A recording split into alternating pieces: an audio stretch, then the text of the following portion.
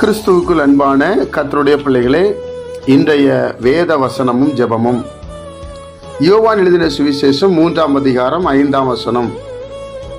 இயேசு பிரதியுத்தரமாக, ஒருவன் ஜலத்தினாலும் ஆவியினாலும் பிறவாவிட்டால் தேவனுடைய ராஜ்யத்தில் பிரவேசிக்க மாட்டான் என்று மெய்யாகவே மெய்யாகவே உனக்கு சொல்லுகிறேன் என்று நிக்கோதேமு என்று சொல்லக்கூடிய ஒரு பரிசேயனிடத்திலே கர்த்தர் பேசுகிறார். நேற்றைய தினத்திலே நாம் வாசித்தோம், மறுபடியும் ஒருவன் பிறவாவிட்டால் தேவனுடைய ராஜ்யத்தை காண மாட்டான். அது காண்பது. என் அன்பு கர்த்தருடைய பிள்ளைகளே, நாம் முதலாவது பிறக்கிறோம், தாயின் வயிற்றிலே பிறக்கிறோம். ஆனா நம்ம ஆவிக்குரிய விஷயத்தை நாம் பிறக்க வேண்டும், புதிதான மனிதனை போல மாற வேண்டும் என்று சொன்னோம். இன்றைக்கு கர்த்தர் இதை பேசுகிறார். ஒருவன் ஜலத்தினாலும் ஆவினாலும் பிறவாவிட்டால் தேவனுடைய ராஜ்யத்தில் பிரவேசிக்க முடியாது. நேற்றைய தினத்துல காண மாட்டான், இன்றைக்கு பிரவேசிக்க மாட்டான். அப்போ நீங்க தேவனுடைய ராஜ்யத்துல பிரவேசிக்க வேண்டும் என்றால் ஜலத்தினால, தண்ணீரினால ஞான ஸ்நானம் எடுக்க வேண்டும். ஜலத்தினாலும் ஆவியினாலும் பிறவாவிட்டால் என்று சொல்லப்பட்டிருக்கிறது. இன்றைக்கு நிறைய கருத்து வேறுபாடுகள் இருக்கும். இயேசு கிறிஸ்து 30 வயசுல ஞானஸ்நானம் எடுத்தார்.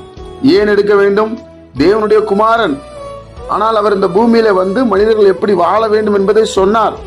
கர்த்தருடைய பிள்ளைகளே, நாம் பிரதிஷ்டை செய்யப்பட்டிருப்போம். ஞானஸ்நானம் எடுப்பதற்கு யோசிப்போம்.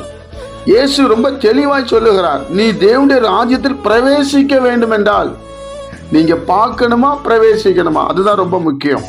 அப்ப பிரவேசிக்க வேண்டும் என்றால் ஞான ஸ்நானம் என்று ஒரு உடன்படிக்கையில நீங்கள் வர வேண்டும்.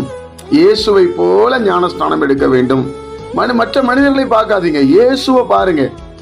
அவர் ஞானஸ்நானம் எடுக்கும் போது, இவர் என்னுடைய நேசகுமாரன்னு பிதாவாகிய தேவன் சொன்னதை நம்ம பார்க்க முடிகிறது. அதனால ஜலத்தினாலும் ஆவியில நீங்க பிறக்கணும். மாம்சத்துல பிறப்பது மாம்சமா இருக்கும், ஆவியினால் பிறப்பது ஆவியா இருக்கும். அதனாலதான் மறுபடியும் நீங்க பிறக்க வேண்டும் என்று இயேசு சொல்லுகிறார். ஆவியில ஒரு பிறப்புதல், பழைய மாம்ச கிரியைகள், மாம்ச கோபங்கள் எல்லாம் நம்ம விட்டுட்டு புதிதான மனிதனா இருக்க வேண்டும். அதுபோல தண்ணி சுத்திகரிக்கப்படுவதற்கு ஒரு அடையாளம். இயேசு கிறிஸ்துக்குள்ள நம்ம சுத்திகரிக்கப்படுகிறோம். உலகத்துக்கு மரித்து இயேசுக்குள்ள வாழ விரும்புகிறோம். அதனாலதான் ஞான ஸ்நானம் என்று சொல்லப்படுகிறது. அதனால கர்த்தருடைய பிள்ளைகளாகிய நாம தேவனுடைய ராஜ்யத்தில் பிரவேசிக்க வேண்டும் என்றால் ஞான ஸ்நானம் மிகுந்த அவசியம். ஒருவன் ஞான ஸ்நானத்தை கட்டாயம் எடுக்க வேண்டும் என்று வேத புஸ்தகம் அப்படி சொல்லுகிறது. அதனால இந்த வசனத்தை நல்லா நீங்க தியானிங்க, உங்களுக்கு நல்லா புரிஞ்சிடும். கர்த்தருடைய பிள்ளைகள், இதுவரைக்கும் நீங்க எடுக்கலன்னு சொன்னா இயேசு கிறிஸ்துவின் நாமத்தினாலே ஞான ஸ்நானத்தை எடுத்துருங்கள். நீங்கள் தேவனுடைய ராஜ்யத்துல பிரவேசிக்கிறவர்கள், பார்க்கிறவர்கள் அல்ல, பிரவேசிக்கிறவர்கள். அந்த ஐஸ்வர்யவான் பார்த்தான், லாசரு பிரவேசிச்சிட்டான். பாத்தீங்களா? ஆபிரகாம் மடியிலவே உட்கார்ந்துட்டான். ஜெபிப்போமா? பிதாவே, உங்களுடைய குமாரன் இயேசு கிறிஸ்துவின் நாமத்துல நாங்க வருகிறோம் ஐயா. தகப்பனே, இந்த நாளில நாங்க கேட்கிற ஒவ்வொருவரும் ஞான ஸ்நானத்தை குறித்த வெளிப்பாடு எங்களுக்கு உண்டாகும்படி நாங்கள் ஜெபிக்கிறோம்.